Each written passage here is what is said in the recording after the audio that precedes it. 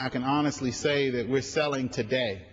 When we talk about some of these charts, especially with the president releasing his budget. But with that, those opening statements, I yield to you, Ms. Clarke, at this time. Thank you so much, Mr. Meek. It's great to be back here once again with the 30-something working group in what I call my sophomore year of my freshman term.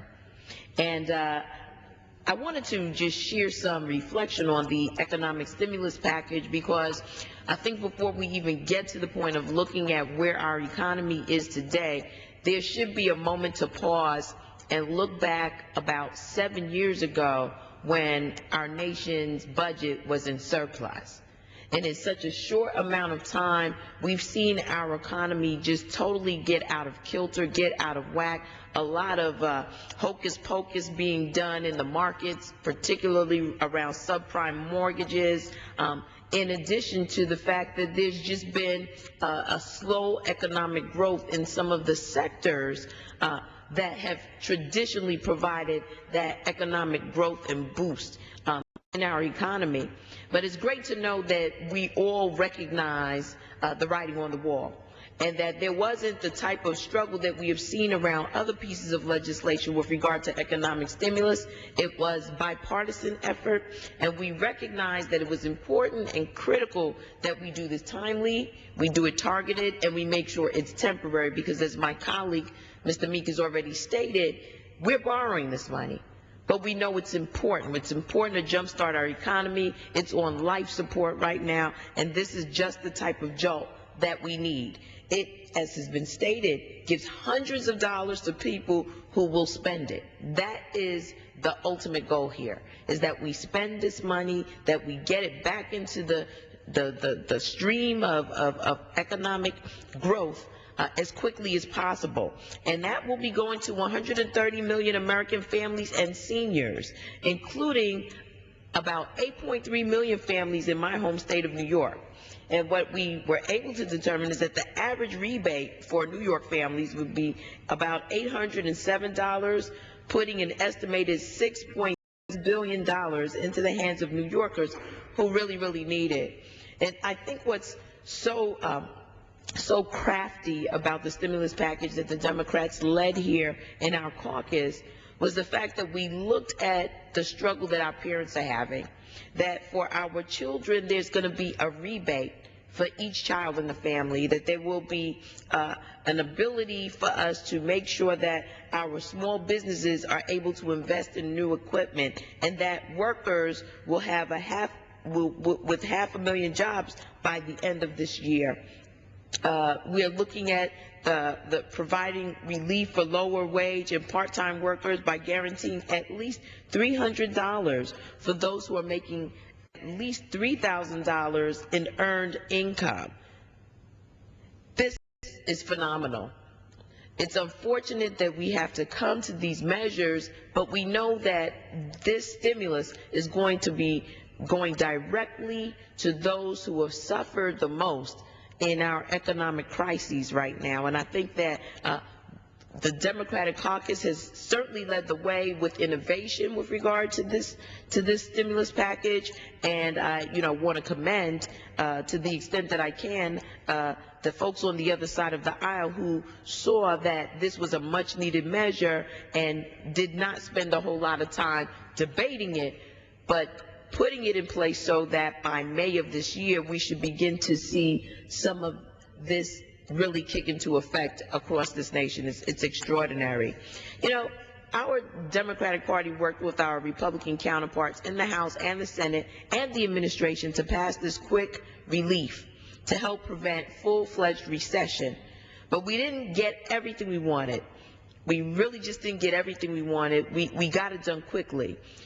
I believe that we need to expand upon the stimulus to keep the relief coming, because even after the rebate checks come, there are people who will continue to be hurting.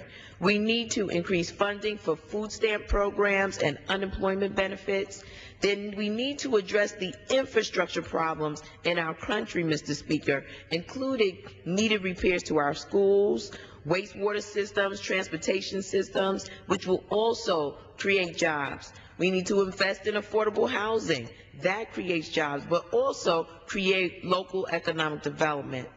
Creating jobs through many different means, and the buzzword is green jobs, which is of course looking at renewable energies and how we really embed that into our economy, so that as we wean ourselves off the dependency of foreign oil, we see the growth of industry across this nation, from the rural parts of our nation to the urban parts of our nation, like New York City, where green jobs can be a major engine for sustainable growth in our nation. Of course, we've looked at summer jobs, which is critical.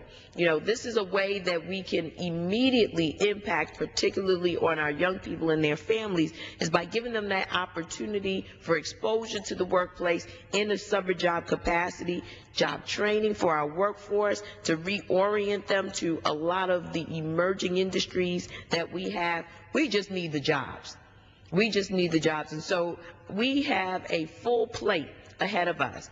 Economic stimulus is just the beginning. That is just shocking the system, so that we can begin to put the treatments in place to repair and restructure it. And I'm really looking forward to that, because coming out of this Democratic caucus, we have had real innovation, real forward thinking, and real focus on the needs of our people. And as been stated, Mr. Meek, you're struggling with the foreclosure crisis in your community. I'm struggling with it in my community. We're in the process of rolling out a series of clinics, so that people will feel free to come forth and have their financial situations assessed, their mortgages assessed, those that can be refinanced. We want to get them in the stream right away, because this is predicted to be a foreclosure phenomena that will last a number of years. And so we want to try to head it off at the pass for those who may be struggling today. And